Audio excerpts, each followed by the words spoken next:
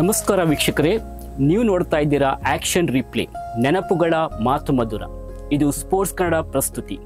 ಹಿರಿಯ ಕ್ರಿಕೆಟ್ ಆಟಗಾರರನ್ನ ಮತ್ತು ಅವರ ಸಾಧನೆಯನ್ನ ಗುರುತಿಸಿ ಸಂದರ್ಶನದ ಮೂಲಕ ಮನದಾಳದ ಅನಿಸಿಕೆಗಳನ್ನು ವ್ಯಕ್ತಪಡಿಸಲು ಅವಕಾಶ ನೀಡುವ ಕಾರ್ಯಕ್ರಮ. ಈ ದಿನದ ಕಾರ್ಯಕ್ರಮದಲ್ಲಿ ನಮ್ಮ ಜೊತೆ ಸ್ಪೋರ್ಟ್ಸ್ ಕನ್ನಡ ಸ್ಟುಡಿಯೋಗೆ ಬಂದು ತಮ್ಮ ಹಳೆಯ ಕ್ರಿಕೆಟ್ ದಿನಗಳನ್ನು ಮೆಲುಕು ಹಾಕಿಕೊಂಡು ನಮ್ಮ ಜೊತೆ ಕ್ರಿಕೆಟ್ನ ಸುಮಧುರ ಅನುಭವಗಳನ್ನು ಹಂಚಿಕೊಂಡಂತಹ ಪ್ಯಾರಡೈಸ್ ಬನ್ನಂಜೆ ಮತ್ತು ಸಿಂಡಿಕೇಟ್ ಬ್ಯಾಂಕ್ ಬಹಳಷ್ಟು ವರ್ಷಗಳ ಕಾಲ ಮಿಂಚಿದಂಥ ಯಾದವ್ ನಾಯಕ್ ಕೆಮ್ಮಣ್ಣು ಇವರಿಗೆ ಸ್ಪೋರ್ಟ್ಸ್ ಕನ್ನಡ ಕೊಡಮಾಡುವ ಗೌರವ ಪುರಸ್ಕಾರ.